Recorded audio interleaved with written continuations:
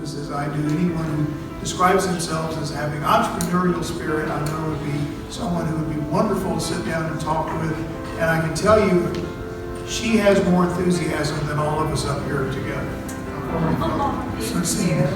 And if you would introduce your, this is someone you brought. This is Richard Tomar.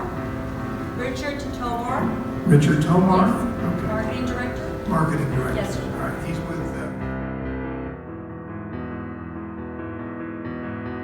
Hi, good morning. I'm Lucinda Leal, Presidency of Labor on Demand. We are a staffing agency. We've been incorporated since 2003. We have also been blessed to been able to help people around the area where my passion is from, is to help the lower urban sides of city or areas of the city of San Antonio to develop. We are now currently sending out to like 600 employees a week through the grace of God. We've also have internally about 40 employees that are working for us full time. I feel like our business is unique. We offer a service where we have vans where we can actually take people to and from different job sites. There's a lot of people in the area who definitely have the skills, but they never had the opportunity. So we actually get them through Labor on Demand, start them, help them, get them situated where they get transportation and hopefully overcome that and be on their own and walk on their own. We service many different manufacturing industries here in San Antonio. We do production, manufacturing, entertainment, healthcare, hospitality. We have 3 different offices here in San Antonio. As I mentioned earlier, we have about 600 people that are going out every day. We also had 5,000 people run through our company last year who went through Labor on Demand and got a job. So this is awesome.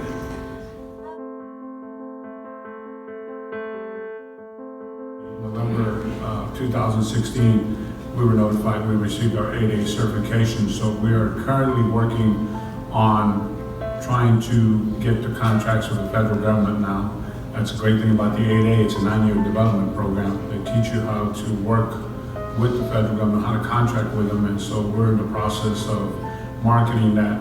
So we had a couple of clients we were taking care of, and immediately in order to qualify to work with these clients, you have to be a small business. Well, through there, they pretty much asked us to go to the SBA and for help, and immediately we asked for help. And I have to say, if it wasn't for SBA, I don't even know if we would be sitting here.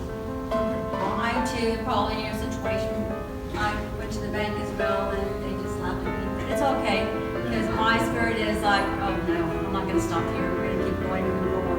We were able to get help from the SBA to get a business plan. Also, again, the sole purpose of getting a loan for the bank for our business to grow it. We have plenty of business, and we started off with some good supporters here in San Antonio who helped our company. But as time went on, and we too was a piece of paper form where we're supposed to follow it, we didn't follow it. I think the biggest thing that helped our company was through the SBA and through a class called Emerging Leaders, which I recommend to everyone to please, if you haven't taken that, look into it. It's an amazing class. It helps you in every aspect of your company. And we started targeting clients that we felt were going to be perfect for Labor on Demand, and that Labor on Demand would be perfect for them. Part of that is anytime you go to the city or state, federal contract meeting, the one thing you hear is best value. It's not pricing, it's not experience, best value. Most of the time, best value means best price. We know that. However, I can tell you that we targeted organizations where we felt we're going to get our biggest bang for our buck. We're investing in them. We need to know the investment is going to be returned.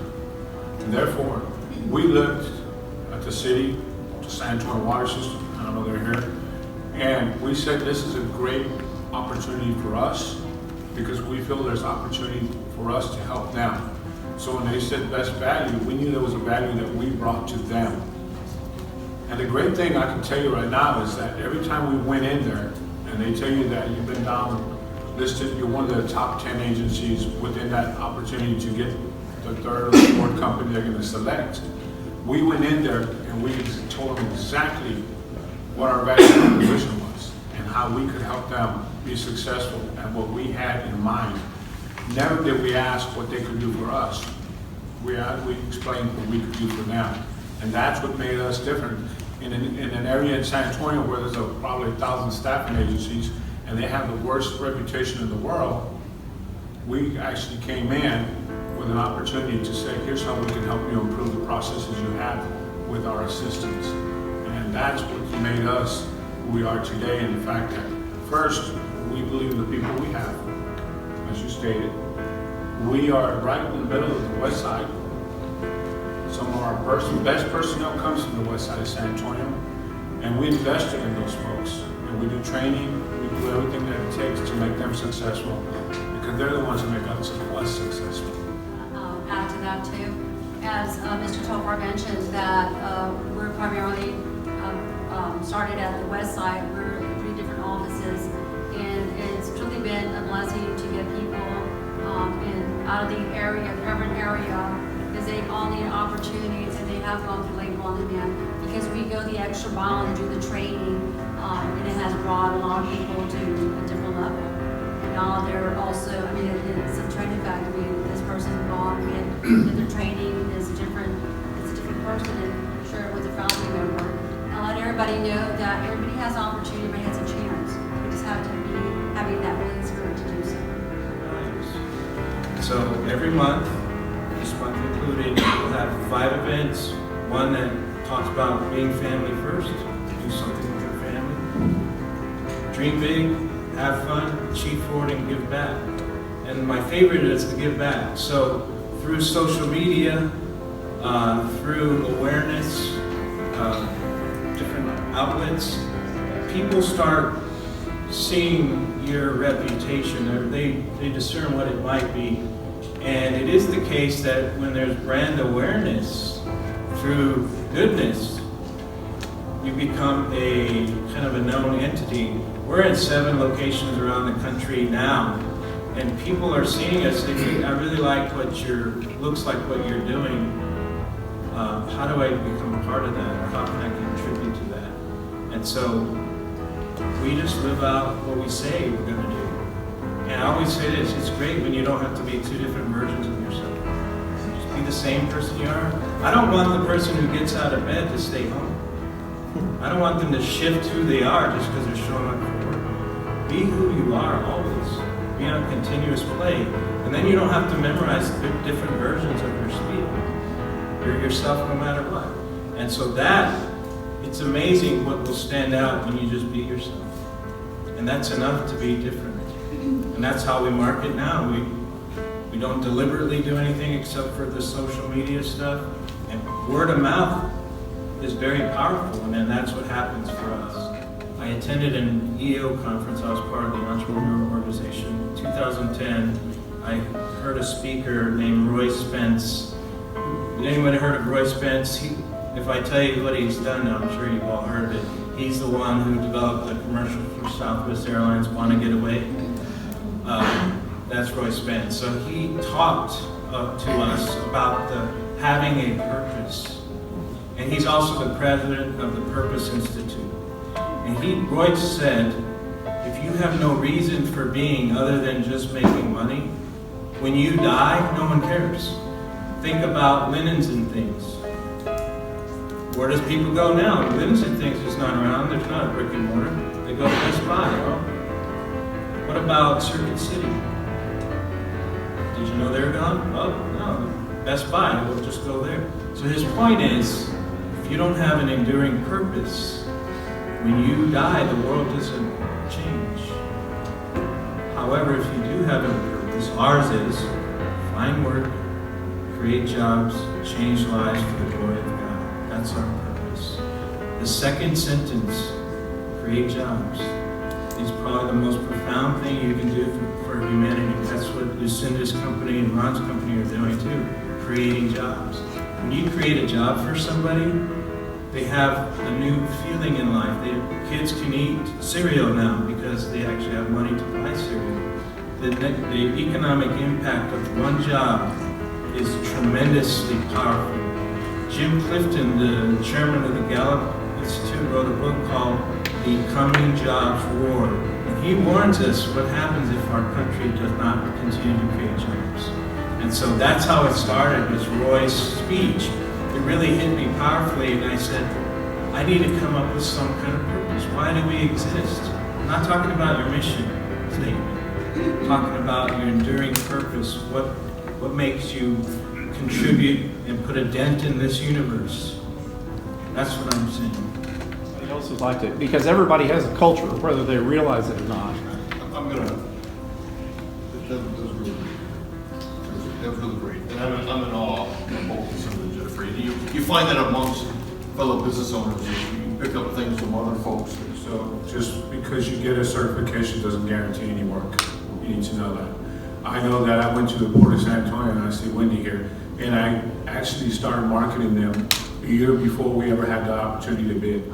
As owners, it's not a matter of going in there from 8 to 5, and you're going to work 15 hours a day or more. And Monday through Sunday, in our case, because we're open to service all the Alamo Dome and the AT&T, and we're basically open 24 hours, 7 days, so we're really busy. But with that being said, our name is all over San Antonio right now.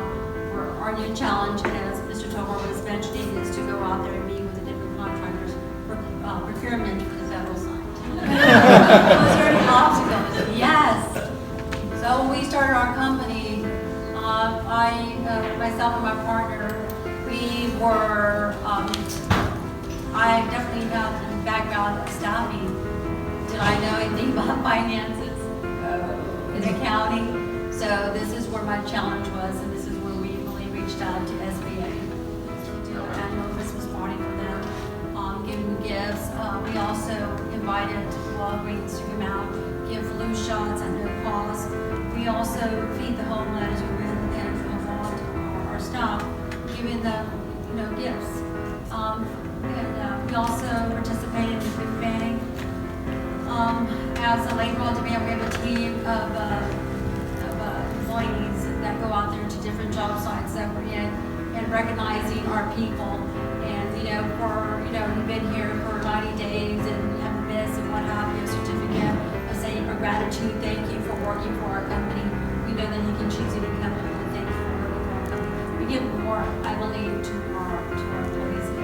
Be the ones to suggest who they'd like to give back to. We have a couple of employees, one who basically is our on-site manager for one of our largest corporate manufacturers. And he says, I work with a group of kids, adult kids, because they have a mental handicap. And he goes, but they love to play softball, but nobody will help them. Nobody will be on the field with them and help them. We immediately took them on and said, oh, that's awesome. You want to give back in that way? We're there for you. He didn't have to ask more than once. As our employee, we immediately jumped on board thanks to the ownership. Said yes. And so we were there with the folks playing softball with them. Not playing with them, playing on field, protecting them in case the ball came by too quick or whatever it took. It just took us being there with them, doing the high fives and such. They're still going to always be our team. We took this on. We've had other employees come in and say, I'd like to do this. I want to give blankets for the homeless. This year we gave over 500 blankets for the homeless. And so our employees brought what they wanted, and we just support them. So part of what you said is how do you keep your employees? Listen to them. They'll give you feedback. They give you suggestions. They give you everything you want to hear. It's not hard. And then all you got to do is support their wants.